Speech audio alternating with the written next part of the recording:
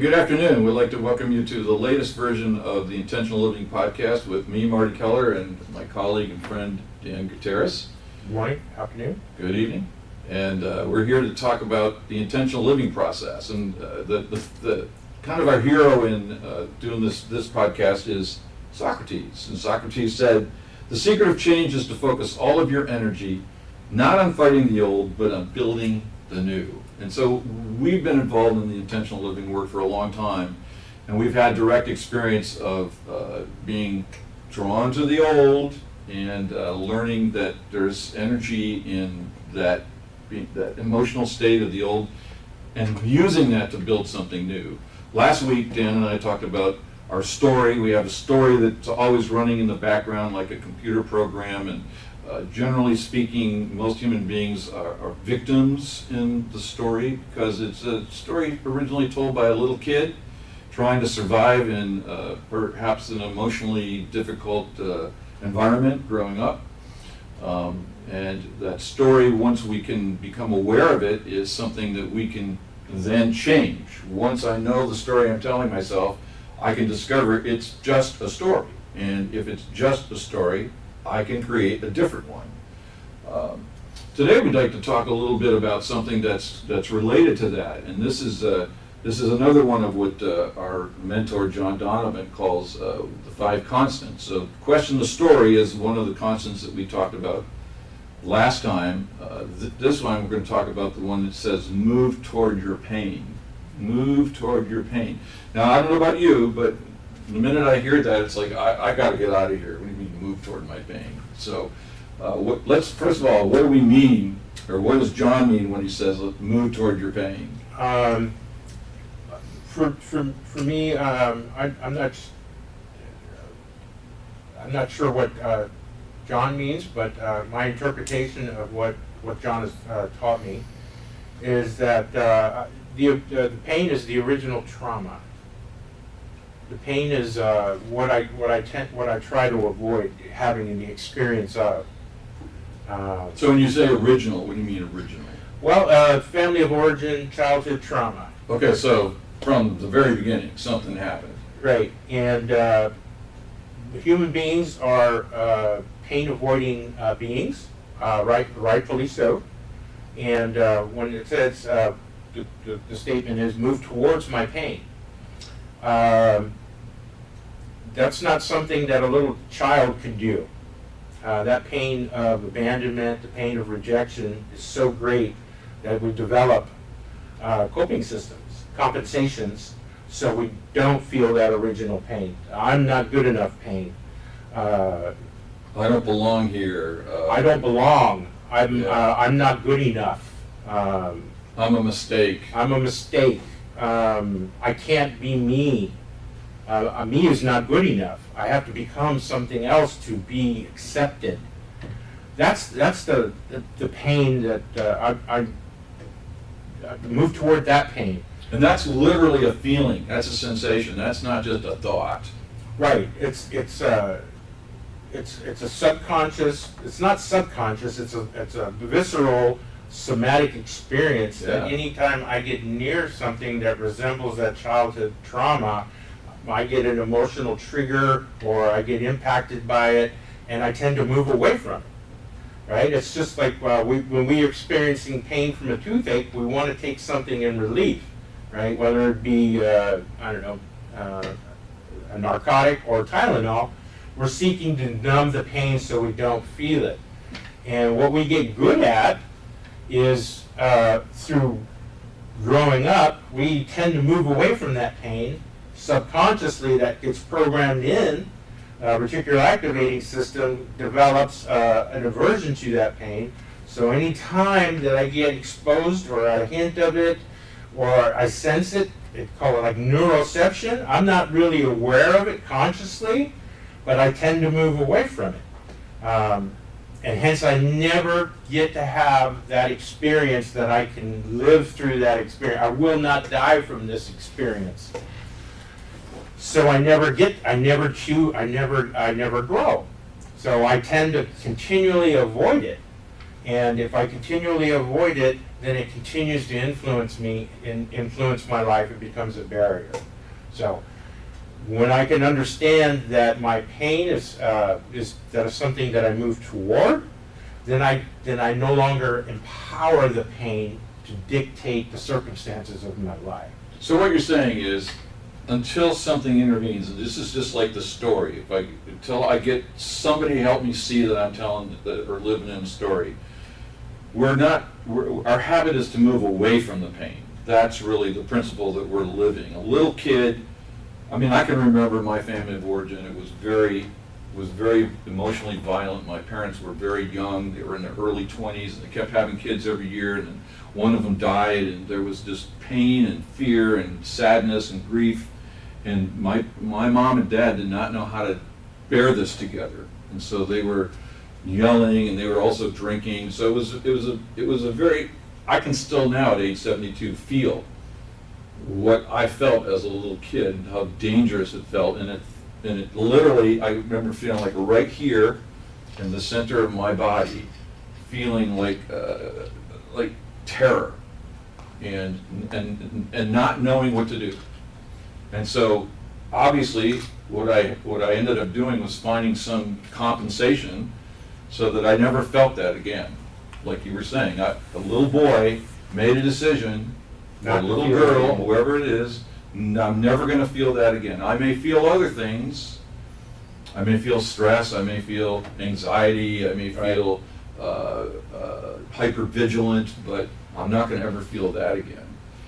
And so I basically went through life from that point on with the unconscious belief that I am going to, or not even belief, this unconscious reaction, move away from pain.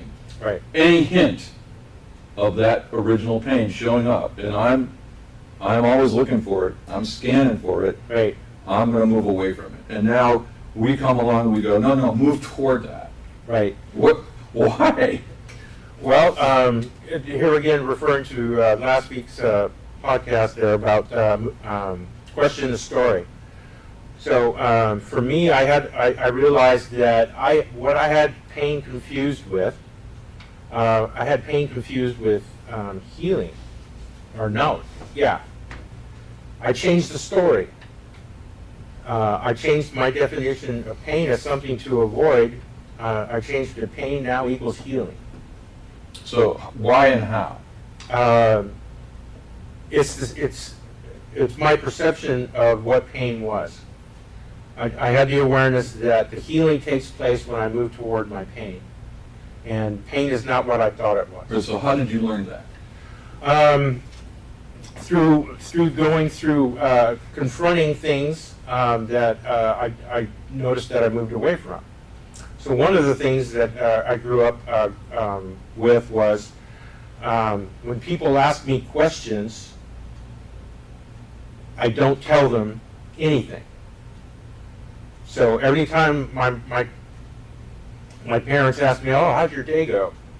Well, if I told them the truth, somewhere in there I did something, and then when I explained to them what happened, it became my fault. And having that experience a few times, that little boy learned, don't say anything, because it's going to be your fault. Right? And that was painful. That's painful. So that adaptation turned into now when I'm as an adult and my girlfriend asks me, "How'd your day go?" I have a visceral experience of and it's just like, holy smokes. Rather than those questions becoming like a judge is asking me questions to punish me, to grill me, and to judge me about what I've done, now I've got this loving, caring person who wants to know how my day went, and I'm having the same exact experience. As if you're... As if I'm exactly. And it's just like, wait a minute, this isn't good. Question the story. Is this the same thing? And it's just like, I feel the same. And it's just like, oh no, this isn't the same. I'm not that little boy anymore. So in this instance, what does it mean to move toward that pain? How do you actually do that? I've never had this experience before. How do I do that? Fortunately, I have the accountability tree.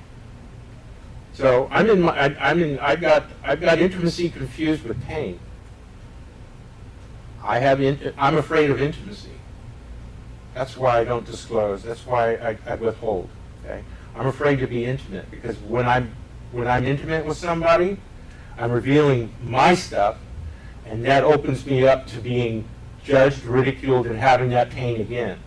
And you made a commitment never to feel that again. As a little boy. As a little boy, it's a subconscious, adaptation. Right. Okay, that's no longer working because as an adult, I will not die from that experience. So I have a fear of intimacy. Okay, let's move toward that pain. I have a fear of intimacy. Take a deep breath and feel that. Okay, I can feel it right now, just saying it. It's like, okay, I'm that. What do So even now, with all of the awareness that's it's in the still recovery there. that you've been through, yeah, It's still there. And now I don't see the emotion, the experience. I changed the story. That feeling I have now is a call for healing. So it allows me to go, this is not something to be afraid of. This is a call to be embraced. This is a call for healing. This is a call for connection to self and others. So it's like, okay, as an adult, what I experienced in the past, I reframe it, and now it's easier to move toward what I used to be afraid of because I know it's healing. I've had that experience that this is where I need to move to or move towards if I want to heal. And of course, we're talking about, just to make this clear, we're talking about this, at least initially, in the context of group work. That we're sitting in a group of other men and women, and we're sharing our struggles with pain, or with maybe we first started. I'm having a tough time with my girlfriend, or my wife, or my husband, or whatever, and from that statement, a facilitator will help us go into what's behind that. Right. And eventually, my experience in doing our group work was slowly but surely, I don't remember this happening right away, but slowly but surely becoming aware of that pain of abandonment. And again, the words don't even do justice to how horrible that is, that actual sensation is. And why, of course, I wouldn't want to ever feel that. But that I can learn to do that, and I probably learned by watching other people do it first. I mean, maybe you did it before I did in our group work, I don't know. But watching other people go through the willingness to re-experience that initial pain, that terror of abandonment in the body, and watching people not die, watching people actually get past it, and get past it relatively quickly as a momentary bodily experience. Yeah. So that over time, then, as we become familiar with that, for me, the experience was, and be interested in your experience, was that the more I could go back and feel that, the less I was afraid of doing that. Right. And then it started to disclose information to me that I otherwise couldn't have learned about myself until I experienced that. Right. So that's why I understand John's idea of moving toward the pain. There's gold, even though as a little kid, it's like, I never want to know that. I don't care. Right. Well, and the translation, pain is an emotion. It's a sensation, right? And that's part of the process here, is that there's wisdom in the feelings. Okay, so if I'm avoiding a feeling, on this side of it, when I first started doing this, I didn't have the experience of surviving the thing that I'm the most afraid of, going and having that experience. Okay, for me, I learned that what I was afraid of is not what happened. It's the story I told myself to keep myself away from this, so I wouldn't have this experience. And the fear of that experience just kept me away from it. But the actual experiencing of it is something that our bodies do naturally. And if I allow that healing to take place, I release that fear, that energy, when I experience it, allow myself to experience it. It's always a release of energy. And then on the other side of that, that's where I start to feel better about it. And to me, it's amazing. It's like a reward system. It's like, okay, if you experience these feelings in a safe environment, and you give yourself permission to have this experience, you will survive. You will survive it. Okay, I can't say you will. I survived it, and every time I survived it, I got this feeling of, wow, I released some energy. It's not a conscious thought. My body's released some energy, and that feels good because I'm no longer stuffing it. I'm no longer hiding from it. And that release of energy becomes the healing process. And my body does that naturally. And for me, that's the reward of moving toward my pain, is that feeling at the end of the experience. It's like, man, that breath, that exactly right there. That's my body relaxing, getting back to a state of where it wants to be. It doesn't want to be under tension. It doesn't want to be in a state of a bind, tension, fear, adrenaline. It's not designed to be there. Well, it's not designed to be there 24/7. Right. For sure. And this process of move towards your pain is the initial. Why do people, it's like, why do you say pain? Well, people always run away from it. Well, pain is a description. Okay, that's an experience. It's move towards something that you move away from. That's an indication of maybe that's an opportunity for you to explore. What do I move away from? What do I move toward? Right? What do I normally move toward? Is something I'm comfortable and I feel safe in. What do I move away from? Okay. That's maybe would I be willing to consider? Tell me a new story that may be where the information I need to heal is at. Maybe it's at the bottom of that dark, scary, bat-infested mind, but also at the bottom of that mind is where the gold may be at. Yeah. You made me think of, I remember having an experience sitting in a meeting and finding myself nodding off and just kind of falling asleep. And after a while, it occurred to me that falling asleep was a defense. And so I started to pay attention. It's like when I feel that my eyelids starting to get heavy, am I bored? Or is someone saying something I don't want to hear? Because it's information the story I tell myself is that's scary information or whatever. So I started paying attention, and in essence, not that was painful in the sense that we're talking about it, but it was an experience in my body that was actually trying to teach me something. And so I remember sitting in a meeting going, okay, as soon as I notice myself nodding off, there's something here for me. I'm going to wake up and pay attention, see what it is. Right.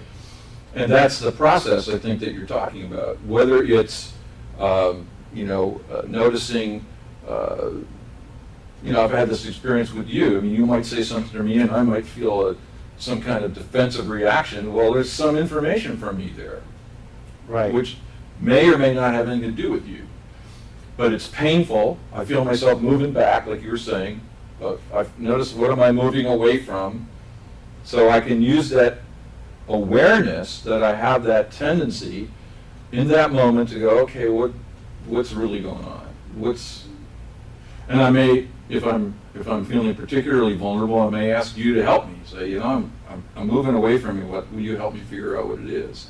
Yeah. And in our work, that's the compassion that we share with each other, because we have this in common. We all have this. We're all designed to move away from pain, like you were saying. And what John and the accountability practice is asking us to do is to do something counterintuitive, which is just notice when we move away and see if it's something that we can't move toward, to learn something. Right. Or, like you were saying, to find relief for something that we don't really quite get yet until we do the experience, until we take the risk. Well, up until I discovered that moving toward my pain was a way, a solution to live my life the way I wanted it. I realized, I don't know, I had a visual.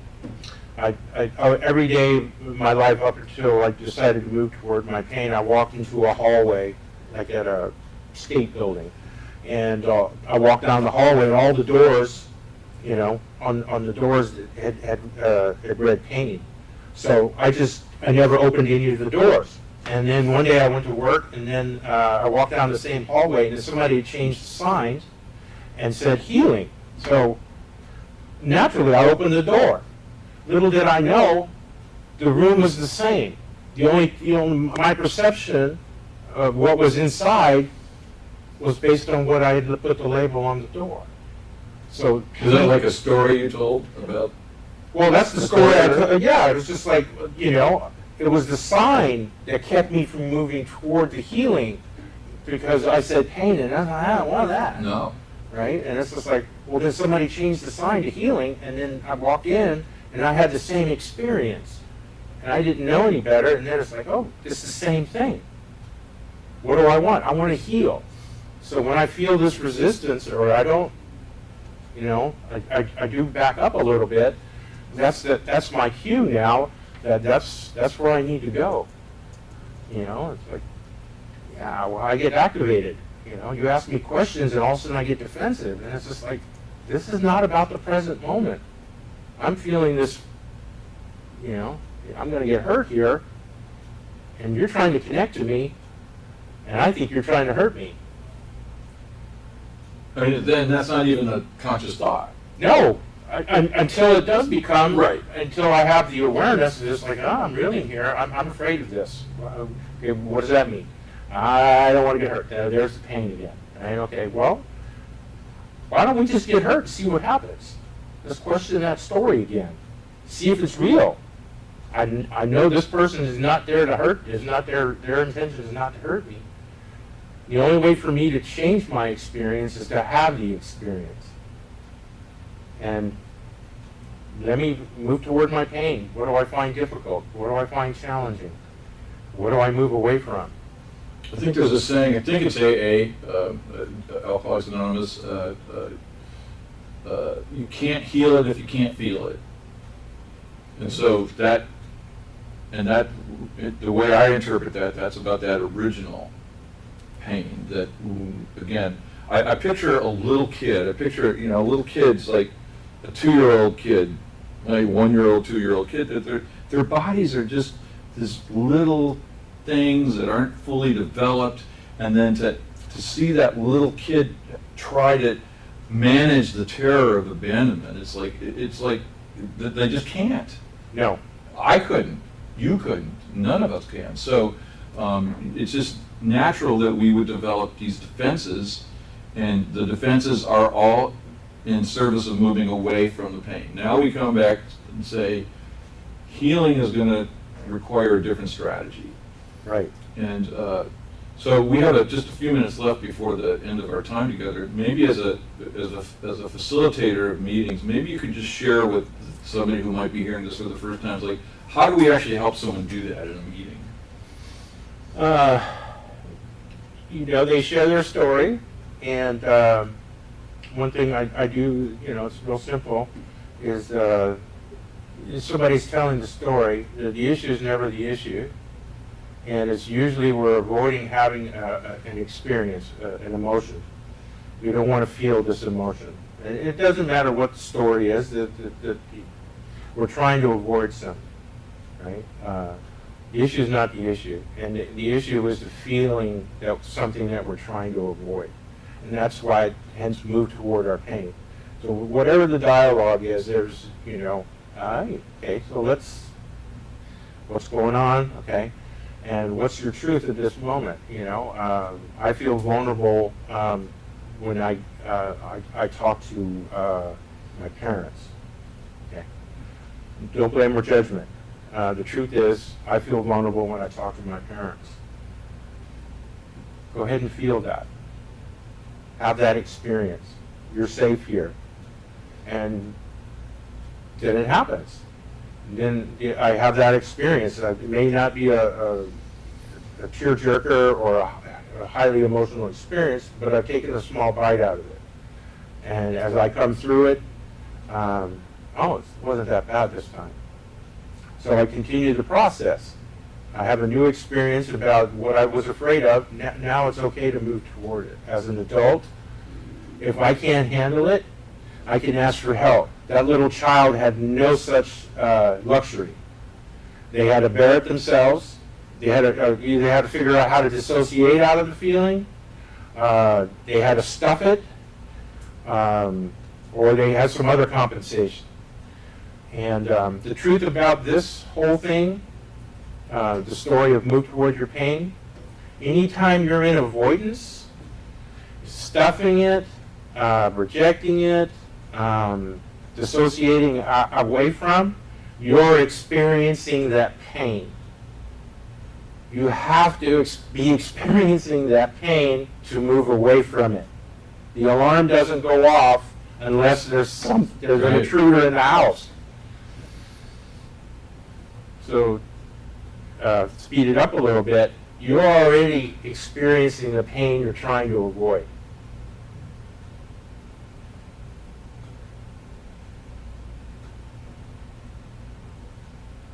And so, let's bring this forward. I'm going to ask you. I feel uncomfortable with my parents or in my parents' presence. Let's go to that feeling. No blame or judgment. No more story. Just go to that feeling. Don't describe it. Just go there.